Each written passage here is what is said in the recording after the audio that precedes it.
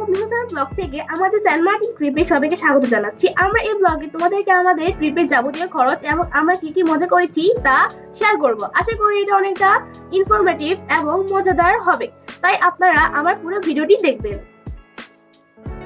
আমি সারিতা, আমার আব্বা আম্মু এবং আব্বুর বন্ধুর ফ্যামিলি, আঙ্কেল ও আন্টি এবং তাদের দুই ছেলে আফনান এবং রায়ান গিয়েছিল। আরামবাগ থেকে সেন্ট মার্টিন পরিবহনে স্লিপার কোচে আমাদের যাত্রা শুরু হয়। বাসের ভিতরে ঢুকে আমি আর সারিতা খুব মজা করছিলাম। বাসের এক পাশে দুইটি সিট এবং আরেক পাশে একটি সিট আছে। প্রত্যেক সিটের জন্য একটি করে কম্বল, বালিশ ও পানি দেয়। প্রত্যেকটি সিটের প্রাইস 2 থেকে 2,500 টাকা। বাসটি কুমিল্লার খন্দকার ফুড গ্যালারি রেস্টুরেন্টে ব্রেক দিল আর আমরা ডিনারে খিচুড়ি খেয়েছিলাম এবং খিচুড়িটি খুব ভালো ছিল, তোমরাও ট্রাই করতে পারো। খিচুড়ির দাম ছিল 250 টাকা।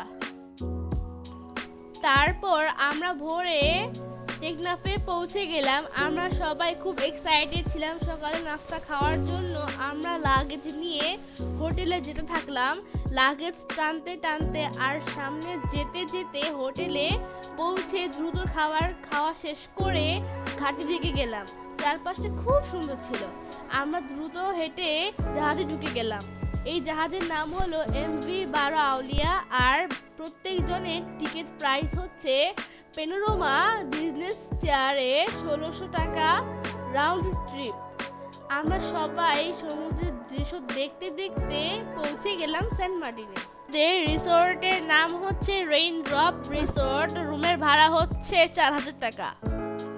সেন্ট মার্টিনে গোসল করার পর আমরা সবাই লাঞ্চ করতে গেলাম। আমাদের লাঞ্চ করতে প্রায় বিকেল হয়ে গিয়েছিল। তারপর আমরা পশ্চিম বিচে সূর্যাস্ত দেখতে গিয়ে দেখি সূর্য মামা আমাদের উপর রাগ করেছে, কেন তা জানি না। তারপর আর ওই দিন সূর্যাস্ত দেখা হয় নাই। সারিতা আর আপনার দোলনা দোল খাচ্ছিল।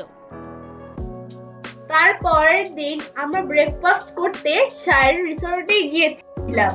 শায়রি রিসোর্ট দেখতে বেশ সুন্দর। খাবার খাওয়ার পর একটু রেস্ট নিচ্ছিলাম, বাট সারিতা পানিতে নামার জন্য অস্থির হয়ে গিয়েছিল। সহ্য করতে না পেরে ও পা থেকে কোমরের কাছাকাছি পর্যন্ত ভিজেছিল। গোসল করার পর লাঞ্চ করতে গেলাম। তারপর আমরা ছেড়া দ্বীপে গিয়েছিলাম, বাট ভিডিও করার সময়ই পাই নাই। তারপরের দিন ছিল লাস্ট ডে। ভোরে শামুক তুলতে গিয়ে আমি একটি অদ্ভুত মাছ দেখেছি। ওই মাছের গায়ে ধারালো কাটা ছিল।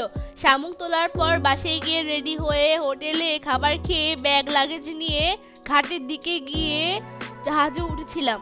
আর আমি দুঃখিত যে কিছু ভিডিও আপনাদের দেখাতে পারি নাই, কারণ আমরা 2 দিন খুব তাড়াহুড়োয় ছিলাম।